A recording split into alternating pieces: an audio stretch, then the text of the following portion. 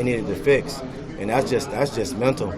That's just mental. It has nothing to do with him, the ability, his ability. His ability reaches the roof. Just trying to attack his mental and give him some confidence is where he lacked, going into last year, going into the spring, and he's grown a lot. He's grown a lot. Is he there? No. I don't think you ever be there as a football player. No matter who you are, I don't think you ever be there. But he's approached it like a champ. How's Will Jackson fitting? Will Jackson is a slow blinker right now. He's still struggling with getting learning the playbook. Right now he's learning. He's doing a good job of learning, but he's not there. All right, and it's sometimes not an easy deal for some guys, but he'll get it. He'll get it. He is approaching football. He's coming in extra, watching film. So he got the right mind frame. Would he rotate in if he played tomorrow, or would he have to still kind of earn that at this point? Everything is earned. Nothing is given. Everything is earned. So if he's not at the top of that production chart by the end of camp, then no. If he is, then yes. As Braxton Clark, would you characterize his rise? Is it a consistent rise, or has he come on in the recent days? I mean, Braxton just got out of high school. Yeah. You think about that. He just got out of high school, so he got to figure out how to get around campus too. Yeah. So for him to come so far so quick, that's excellent. That's what we want from guys like that when we recruit guys. And he's done a great job of coming in, and he's had to fight. He's had to put them up in practice a couple times. He had to get jacked up by some old guys. He had to get off that block. You know what I'm saying? And so and that's what we're looking for. We're looking for guys that approach practice like that. We're looking for in the defensive backfield to be rough and tough, building character is another deal, and just and being able to communicate in the back end. And I think he's done a great job. He got a lot of room to get better, but so does the whole group. He's done a great job. I'm curious, is Moses Bryan, has he shown potential that he could play for? He never really played defense in high school either, like Cam, some of the other guys. Moses Bryan is a mongoose, man. He's a mongoose. He's quick as lightning. We just got to get him going.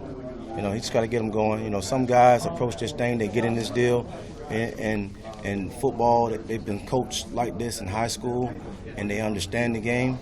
And some guys have not. For Moses, he's been on the other side of the ball.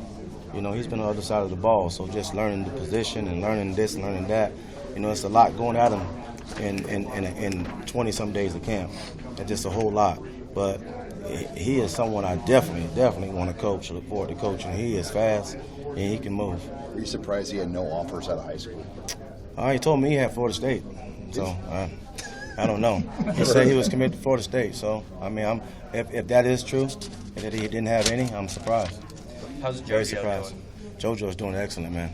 He's doing excellent. He's came back from his injury. He's balling, man, and he's doing a great job. Make it tough for me to have to find him somewhere on the field right away.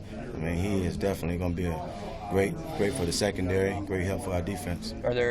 Who are some main guys, if you think about nickel, or if you put 5 DBs that could fit into that role? Is he one of them? Yep, he's one of them. He's one of them, and our secondary is so versatile. Antonio Reed can play that position, and DiCaprio Boodle can play that position, and JoJo, Ethan Cox. There's so many guys that we got can play that. Trey Neal. There's so many guys that can play that position, and still, all of them are great players at that position. Trey Neal was up here last week, and he seemed so sharp. You had to know this is one of those guys you can get away with, bring him into your room late, and he can fit in, right? I've been coaching him since he was a freshman, so he knows. He's one of those guys I had to grind, just like Lamar and those guys that I'm just starting to coach. And I had to grind Trey Neal the same way, maybe even worse. So he gets it now. He's used to the staff. He gets it, but also when you're talking about the character and what kind of culture you want to have in the room, that's the big piece. Sometimes in the classroom, it's the big piece, how you really want your secondary to be. And he knows the culture. He knew the culture back at the other school, and now he did a great job of bringing the culture and helping us with the culture here. So those guys have been flocking to him, asking questions, and boom, he fit right in too. One guy we haven't heard a lot about is Aaron Williams. Where is he at in the big picture of things at this point? I had to be very careful with Aaron during camp, popping in, because he had a shoulder from the spring game, yeah. So I had to be very careful with his reps as far as putting him in live periods and stuff like that. I did get him in some periods that wasn't live a whole lot during camp, so he's gotten his feet wet a whole lot. Today was his first day back, live. So he got in some live periods and did a great job. I think he healed very quick. I'm not a doctor, but I seen him move around earlier in camp, and I believe that I could have probably popped him in there and made him live then. But it's not my call, and so I think our training staff is doing a great job of with him and making sure that everything on that end. And my job is just to make sure he don't sit on that sideline. He stay getting reps and stay getting mental reps when it's live. He gets the mental reps, and when we can go 7-on-7 and stuff like that, I get him in. What have you seen from him on film? I mean, what did that look like to you, Aaron? What did I see? What? Aaron Williams on film. Off film? On film.